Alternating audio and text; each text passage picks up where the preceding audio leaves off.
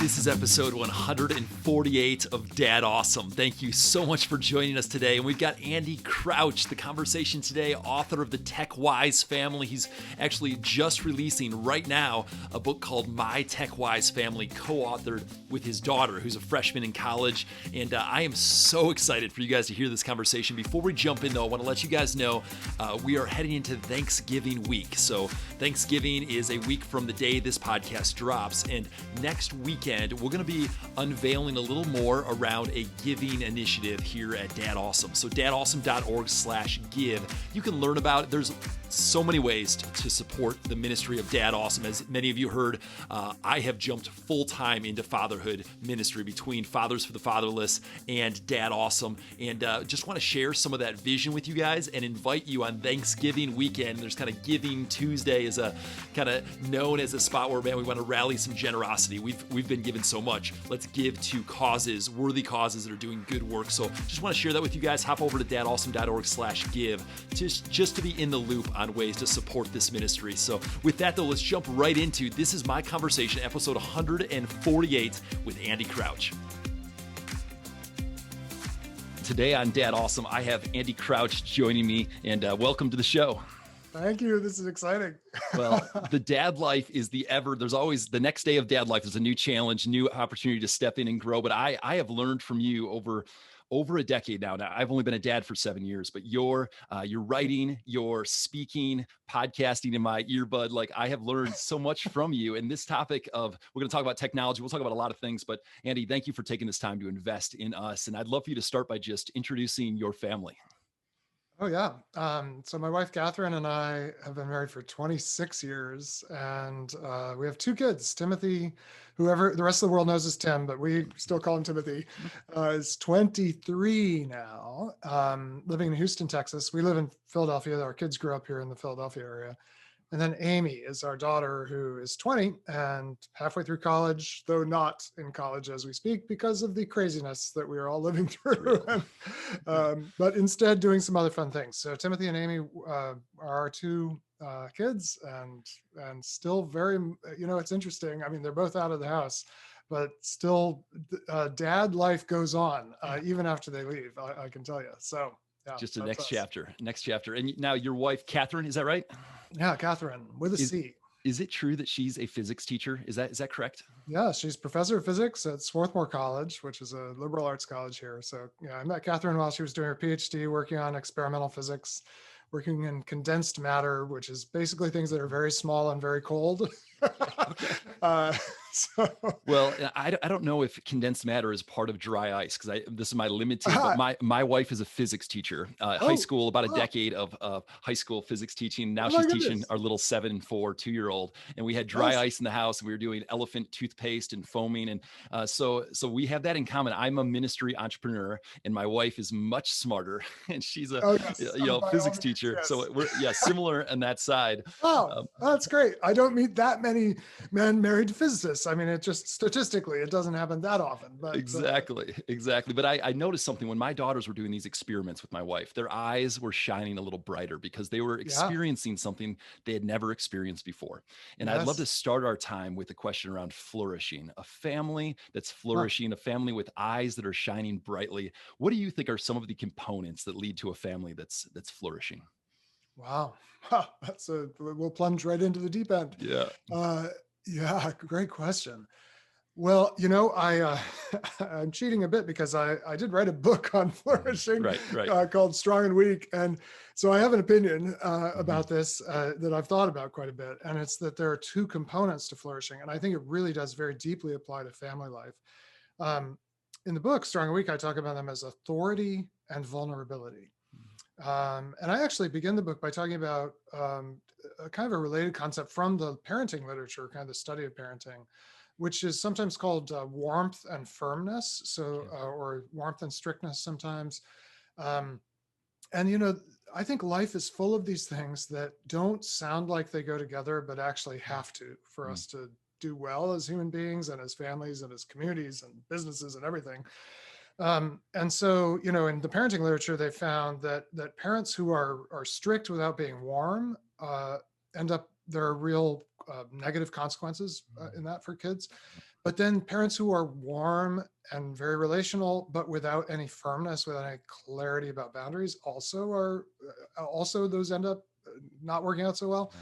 Although the worst of all is to be neither, to be Mm. cold and permissive, Um, so uh, I think this actually maps onto a deeper principle, which is the authority vulnerability paradox. We often think those two things, they sound almost like opposites, like either you have authority or you're vulnerable. But I more and more think they have to go together. And so authority I define as capacity for meaningful action, the ability to do something and have it matter, really matter in the world. And then vulnerability is exposure to meaningful risk. Actually having something at stake in your story in a way. So how does that apply to family? I actually think that our best moments as families, our best moments as parents, but also kids' best moments are when we are given the capacity for meaningful action in some way. That is where we have some ability to have something matter that we do. Yep. And we are exposed to meaningful risk. That is, it could go wrong and we could lose something. So, you think about, when do people bring out the cameras in a way, like athletic games? What's happening there? Well, the kid's been practicing maybe with their team, or if it's a solo sport like gymnastics or whatever, they've been practicing. So they've gained capacity, right? They aren't just going out there and trying it for the very first time. I don't think very many of us, like my kids were more into music than sports, and it applies just as much to music. I can assure you, we didn't like take out the camera to record our son's first attempt to play the viola because it sounded horrible. Yep. And there wasn't much authority there. But after lessons and practice and rehearsal, to go out onto the field or onto the stage and play is also a huge risk when you're a child and when you're a parent. So we get out the camera because like this is a big moment. Yeah. And authority and vulnerability together. And of course, that's all about what it is to be a dad. My gosh, it's a very high authority, Yep. but really high vulnerability at the same time. Well, and I think about your latest book that's dropping like right now when this podcast releases, and this vulnerability of your daughter writing about her journey in your family in regards to technology, and then you responding as a loving father, Right. but in written form.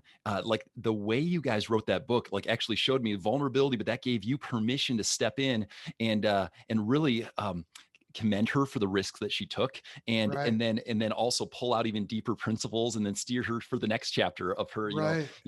You said she's 20 now, but I felt a ongoing kind of mentoring, coaching in the way you guys voice back and forth. And I want to pivot to that conversation because there's so much there in that book you guys wrote together. But how was that process with your daughter Amy, writing together about her journey that was not always like there was some pain that she wrote about? How was that process? Man. Well, writing is never easy. And Amy wrote most of that book, her part of the book, the summer that she was home after her first year of college. So she was at home. But I decided, for a number of reasons, to just let her write her part first without me seeing it very much. So I decided, we had a great editor we were working with, and I decided I need to, this is part of parenting. So much of parenting is figure out what's the right amount of room for risk to allow my child to have at this moment in their life. And I really felt like for me to kind of superintend her writing process would be to miss out on something important for her. So what was it like that summer? Well, she'd come out of her room and I know exactly what this is like as a writer. This is exactly my life. Some days it had gone really well. And so there's this sense of kind of accomplishment and progress. And then other days you feel totally stuck, extremely frustrated, like I'm never going to be able to get this done. So I was seeing the reflection of what was happening without actually seeing what was happening, which was really interesting. And then when I read the draft, I read her full draft that fall. It was vulnerable because Amy, for two reasons. I mean, first is she has her own take on these topics, and while we're very congruent, I guess, in how we think about these things. she's grown up in her time and in her world and with her peers. And so there were moments where I was like, is this book going to, say the things I think need to be said, right? That's kind of the desire for control of it.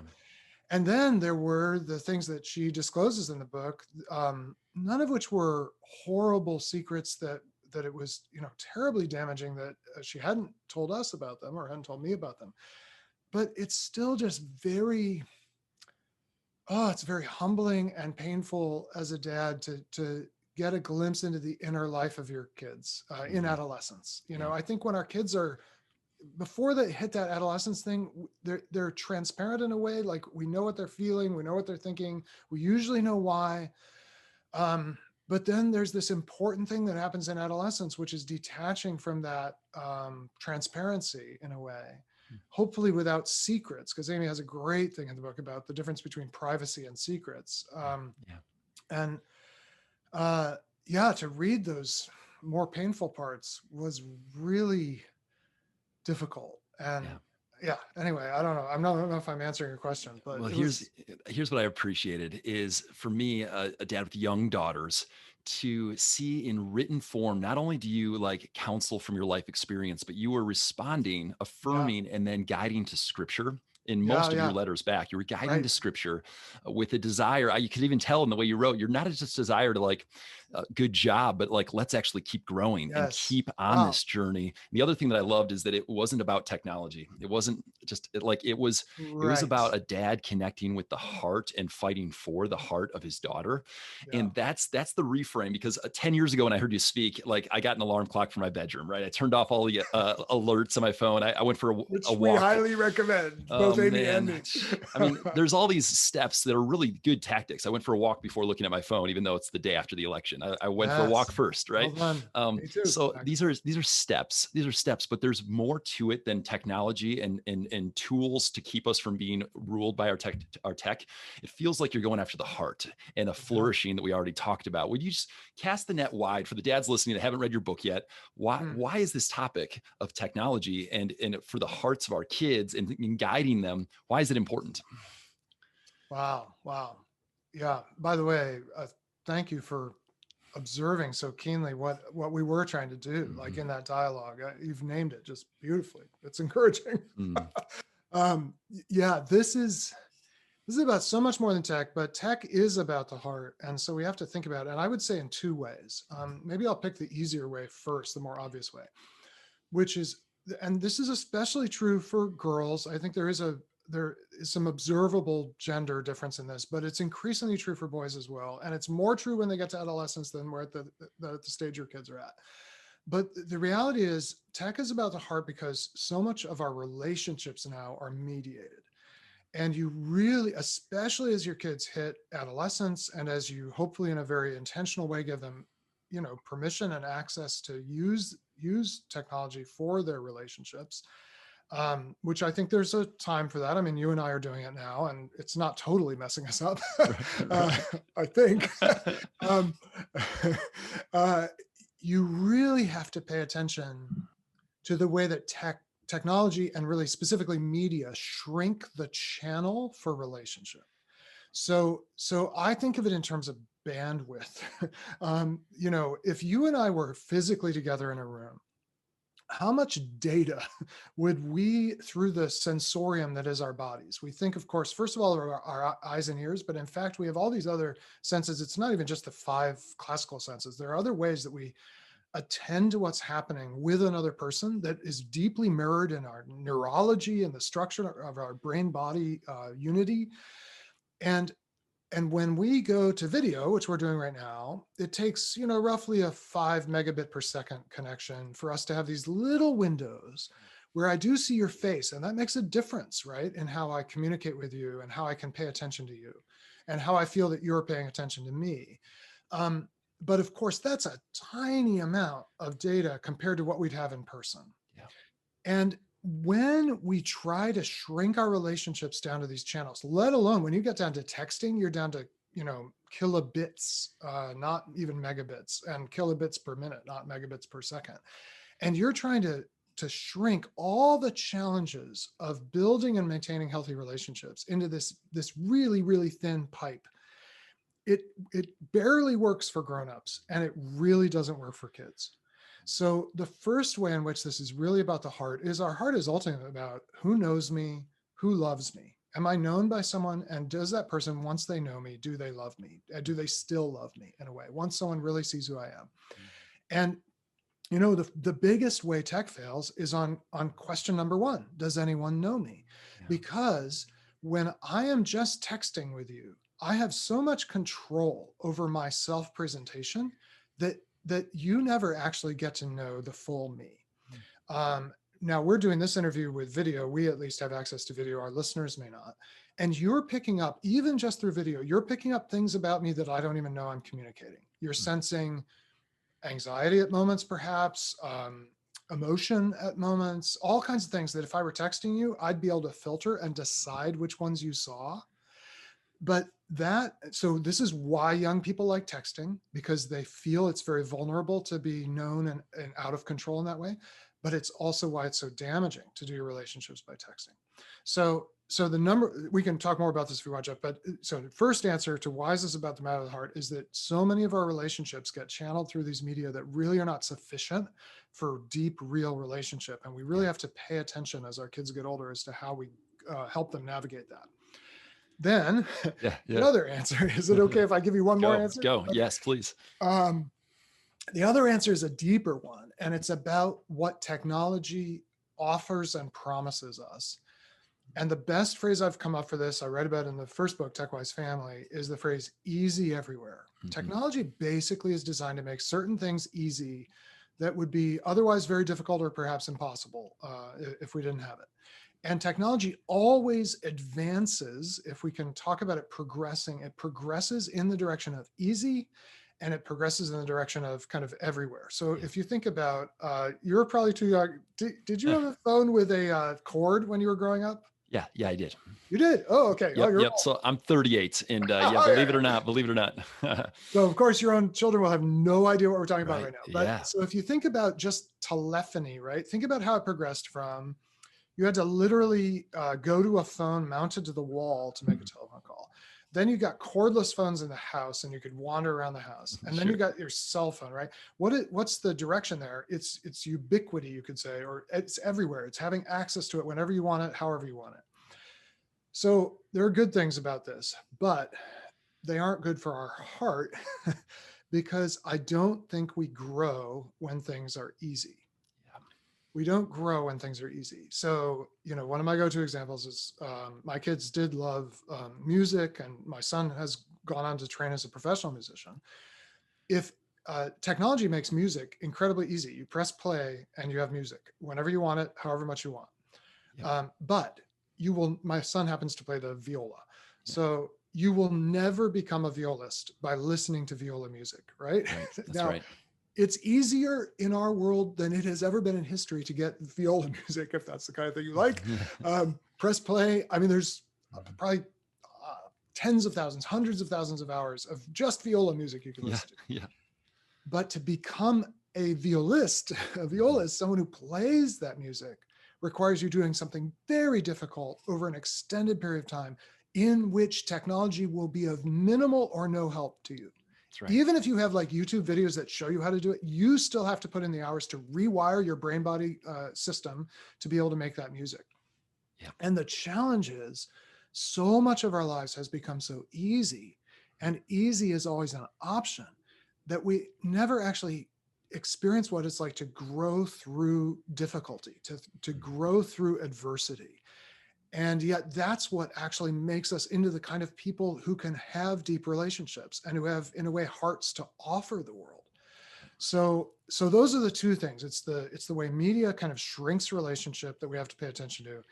And then it's all the ways that our world tells us over and over again, your life should be easy, which just is not true if you want real life. Yeah. So does that make sense? It does. And my mind jumped to a little sidebar, but back to when you talked about the Wii Pod versus the iPod. Yeah, And yeah, how, I mean, at least as a step for a family, yeah. shared music is better than Right. individual music. But then That's right. another step is let's create versus consume. And families Yes. who are creating, and I know this is a deep passion of yours, Andy, but like being a family that creates. The wall behind me, we created 4 days ago, and my Oh, girls were a part of the process of putting like, there's something yes. about creating versus I could have done a laminate where you stick a big piece of laminate on the wall, but these are boards that Yes. we cut and stained, and they like, there's something about being creators, right, versus consumers. Would you expand on that Oh my passion and gosh. that topic? Oh, I love it. Well, congratulations on Yeah. the wall. First of all, it looks very professional, very Yes. nice Chip and Joanna Gaines kind of Yeah, look, that's I think, going just on make here. fun of me. Yeah, my middle name's Pinterest. Yeah, look out. No, but I think it's so significant that what you did was start with relatively raw materials and Mhm. transform them rather than just slapping, going and buying the laminated, the ultimately the plastic Sure. version, right? Sure. What is the difference there? Well, it is the difference between creating and consuming. That I believe this goes all the way down to who we are in the image of God. That we are meant to cultivate and create in the world. That is our purpose as human beings, representing the one who created the whole world and then, in a way, gardened the world. Who set up a garden so that his image bearers would have a way to. Kind of a starting place, but ultimately, I think we were meant to, as it says in Genesis, be fruitful, multiply, fill the earth. And of course, what was the one thing that was off limits in the garden was a certain kind of consumption. And the serpent says, if you just eat this thing, you'll become different. Now, that is basically the idea behind a consumer culture, that I'm changed and improved, ideally, by the things I buy. And I think that is basically always a lie. I'm actually changed in the process of, I would say, cultivating and creating. I just use the word cultivating because it doesn't always have to be totally brand new. It can also just be like caring for the things in our world, weeding the garden, washing the dishes. Like there are a lot of things that don't feel super creative that are still part of our image bearing. And it's when we do these things individually and as families that we actually experience what we're meant to be. But of course, we have lived for the last, at least since the Second World War, which really led to this, huge industrial expansion that had all this excess capacity. And so to kind of fill that industrial capacity, we created consumer demand to produce a lot more stuff. And the message that we all get now is you're defined by what you consume rather than defined by what you create. So yeah, but the thing is, technology can help you create in really interesting ways, and I actually think that's a healthy use of tech, is to use it as a kind of an assistant to creativity.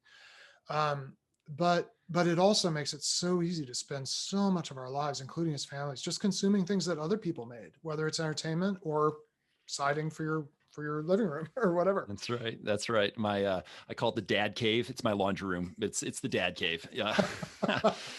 So, I mean, to go a little further, you inspire and you really challenge men and women to create culture, not to Yeah. consume, but then to take that into the home and create a culture around technology, around how are we going to craft a plan. Again, my oldest is 7, so and a lot of our listeners a little younger Yeah. dads.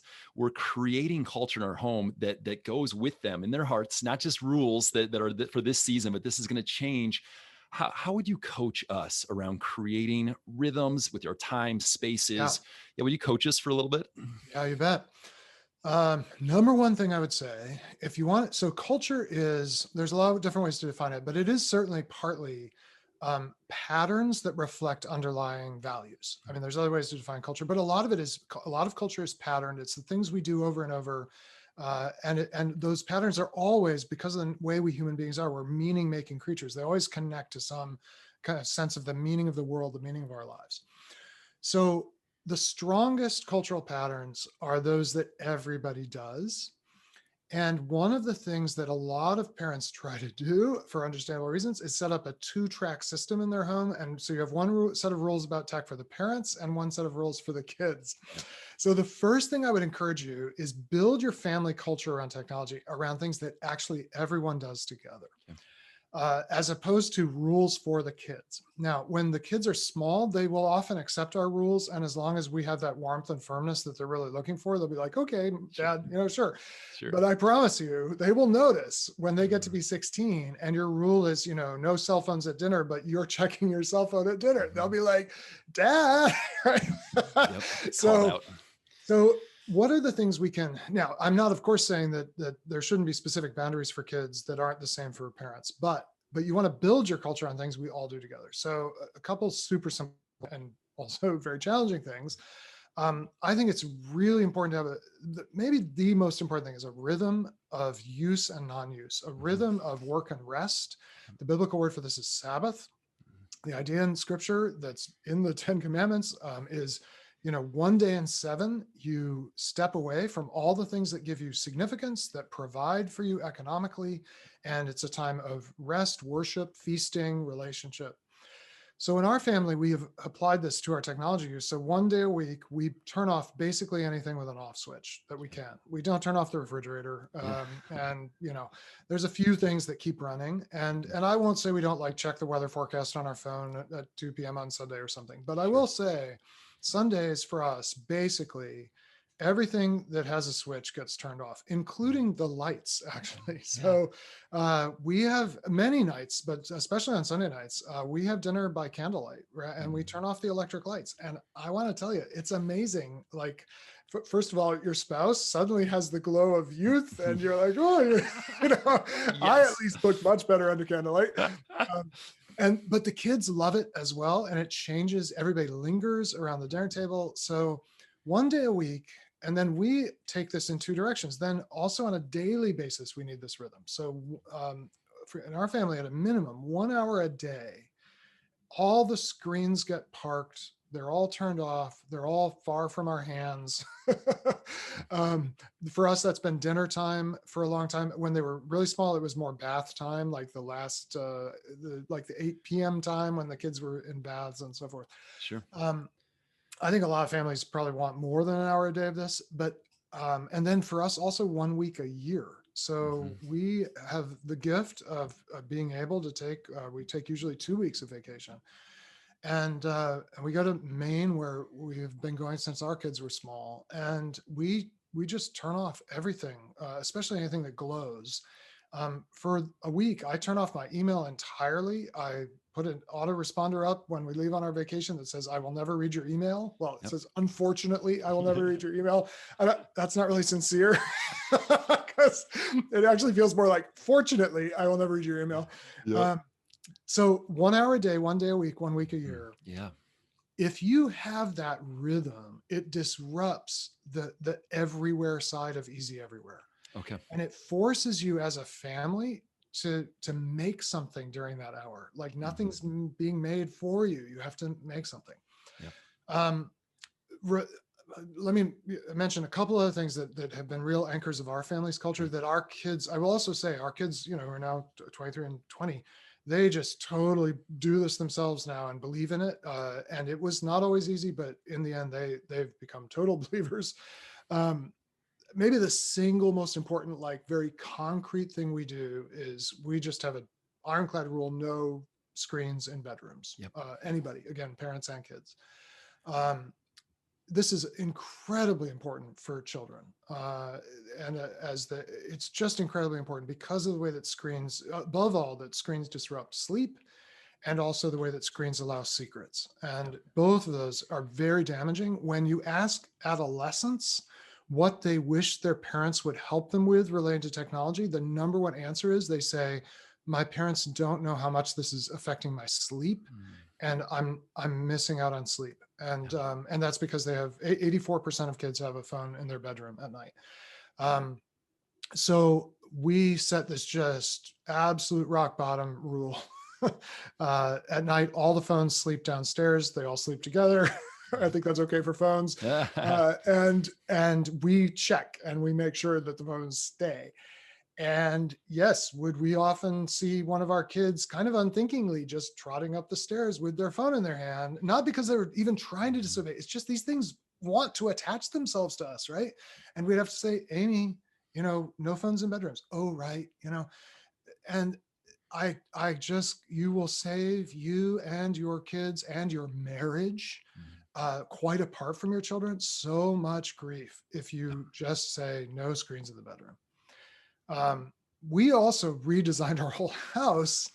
This is the last thing I'll say by way of kind of culture creating, because culture is also like the spaces we create. It is the way we furnish our homes, right? So we designed kind of the layout of our house so that the devices and the easy everywhere things are actually at the edges in the less important and less visited parts of the house. And then in the center of the house, if you came and visited, which you're welcome to do when COVID-19 allows, you'll have a 14-day quarantine. So we'll get to know each other really well. If you come and visit on the first floor of our house, it's a small house. It's kind of open floor plan on the first floor. And you try to spot the devices. If we've done our job, and if the devices are in their proper place, you'll see almost no devices. You'll see a grand piano, you'll see a fireplace, you'll see lots of books, you'll see our kitchen where we make our food, but you'll see no screens. The TV, we have a nice TV, but it's in the basement. It's in a less visited part of the house. You have to kind of intentionally go there rather than, many homes, understandably, the TV kind of is put in the most central spot. But we decided, no, we want creativity to be at the center and consuming to be at the edges. So now I actually have I wrote about this in the TechWise family three years ago. I've now met families who literally had architects rebuild their homes, or they were in the middle of a home renovation and they're like, wait, we have to change it. We don't want the TV in the middle. We don't want the devices in the middle. Just how you design your space makes a big difference about kind of what are you inclined to do together, right? Well, do you turn something on and start consuming, or do you actually pick something up and start creating? I love how practical and I love how radical at times, because it is a radical process. We have to fight for, the world is fighting for our hearts, the hearts of our kids. And I do want to go back to the heart as we kind of wind down. The journey that some of us dads are on is we've stumbled, and our kids are they're glued to, they're talking about being bored all the time. That we've stumbled or in the direction of pain. Our kids have found their way into seeing images, pornography, different just heartbreaking or bullying. I know your daughter, she had an experience of pain with experiencing some self-doubt, and it actually did lead to a beautiful moment later for you to, her youth leader, right? And then for you to see, man, actually this is moving her towards more flourishing. Can you talk to the dad who feels like, man, I've messed this one up, and I've got a culture in my home that has caused pain and obsession? How would you kind of counsel us that there's still hope? Wow. So if you feel like you've messed up, welcome to fatherhood. Exactly. I feel, if I were giving myself a grade, God forbid, on my parenting, my fathering, on the technology portion of the exam, I'd say in the end, I think we got an A-, and I think our kids would say that. But there are other parts of my fathering, as I look back on those formative years with my kids, I'm like, oh my gosh, C barely, maybe out of the generosity of the teacher, moments of a total F. And they didn't happen to be so much with technology, but you are not going to get through this without the two elements of trust. So there's two elements in trust. It's going to sound weird. It's rupture and repair. Okay. Trust grows from rupture and repair. Now, we start out our lives wanting to trust one another. You and I haven't had a chance to talk before. I want to trust you. You seem like a nice guy. You want to trust me. But, to be totally honest, we don't really trust each other. We will trust each other if our relationship is broken in some way. That's the rupture part. And then if we find a way to repair it, that's when trust starts. So the fact that you as a dad, and I'm not just speaking to you, Jeff, but anyone listening to this, look at the current moment and you're like, oh my goodness, we have rupture here. We have brokenness. I messed up. My kids have messed up. They know I'm mad. They're mad at me. However it's working. You actually are on the first necessary step to a much more profound relationship as a family than you can imagine at this moment. And now comes the work of repair. And the work of repair, especially, so let's think more specifically about this issue of, whoa, we didn't put the right limits in place. Now damage has been done. Now our kids seem glued to this stuff. When we try to take it away, like they scream or do worse things. Adolescents get better than screaming at finding ways to really mess you up. I would say you have got to realize that a limitless world is terrible for human beings, and so you have to be willing, as the authority in the home, to reestablish limits that maybe they were never there, or maybe everybody got busy and didn't notice or whatever. And then you have to realize that you are dealing with a quasi-addictive reality, and there will be literal physical withdrawal from the way that the kids, and maybe also the parents, have comforted themselves, have regulated themselves with these devices. And when that regulation ends, it leads to dysregulation. And you just have to expect for, I would say, like, it depends. I always say when people go off on like tech fasts, I say, however long you're going to do it, the first third is going to be horrible. Yeah. So if you try to go without tech for an hour, the first 20 minutes are horrible. If you try to go without tech for a week, the first 2 or 3 days are horrible. So the extent of the change you're trying to make will dictate how bad it's going to be for how long, but it's going to be longer than you're going to like. And your kid is going to say, I hate you. Terrible things are going to come out of their mouth and out of their kind of emotions. You're going to be wrecked by it. And just keep going, because the next stage is it's a 1/3 of each. 1/3 horrible, then it's 1/3 of emptiness. There's an emptiness that comes in. Everyone's trying to decide, can we make it together? Can I trust you? And then I promise the last third is reconnection and repair in a deeper way. So anticipate that it'll be hard, reset, and then at as much as possible, make the reset for everybody, not just the problem child, right? Make it, okay, our whole we're going to recommit to phones not in the bedrooms. We're going to recommit to a day a week without it, or 5 days a week without it, or whatever you need. And we're all going to suffer it. And it's going to be terrible for a third. Then it's going to feel empty and unknown for a third. And then on the other end, I promise you, your kids will say thank you. Yeah.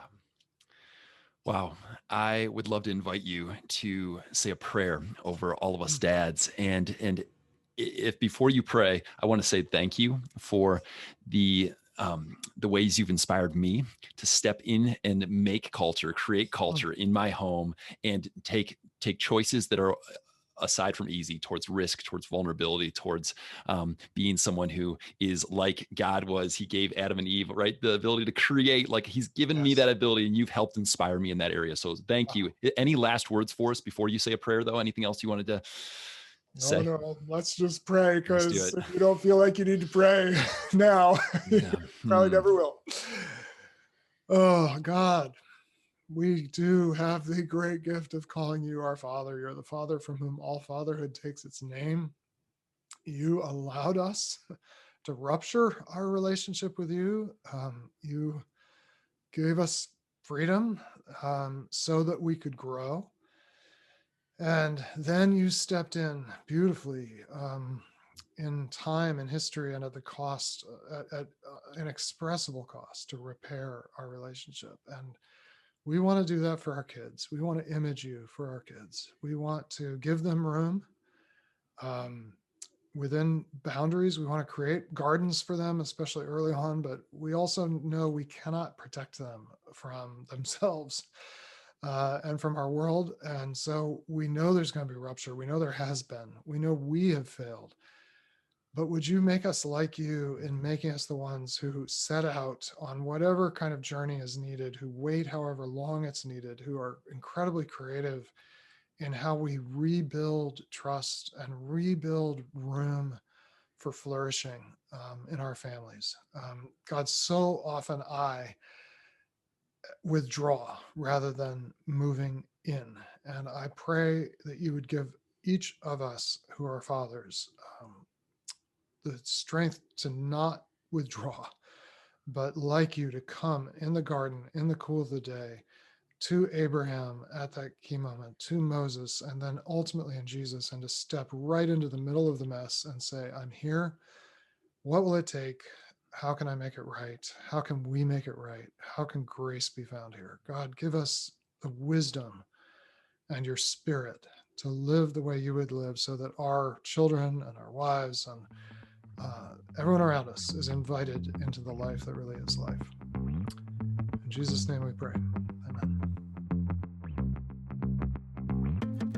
Thank you so much for joining us for episode 148 with Andy Crouch. The show notes, all the action steps, the quotes, the links to resources are going to be at dadawesome.org/148. So you can get all those resources there. I want to encourage you guys, as always, let's share this episode. The way that we can help this ministry, Dad Awesome, reach more dads is by simply texting dadawesome.org, just the URL. You can text a couple other dads and say, hey, this week's episode 148, or you might be like, hey, John Tyson last week, or Mark Batterson 2 weeks ago. You just simply pass along and say, check this out, check out this ministry. You never know one text message how it might impact a dad in their trajectory. That's our prayer, and that's how we grow as a ministry, is by you guys passing this resource along. Hey, again, I mentioned this at the front end, Thanksgiving weekend. We're heading into Thanksgiving. Want to encourage you guys, just hop over to dadawesome.org/give, and you can learn about the vision for the year 2021 as I have jumped full-time into fatherhood ministry with Fathers for the Fatherless and Dad Awesome.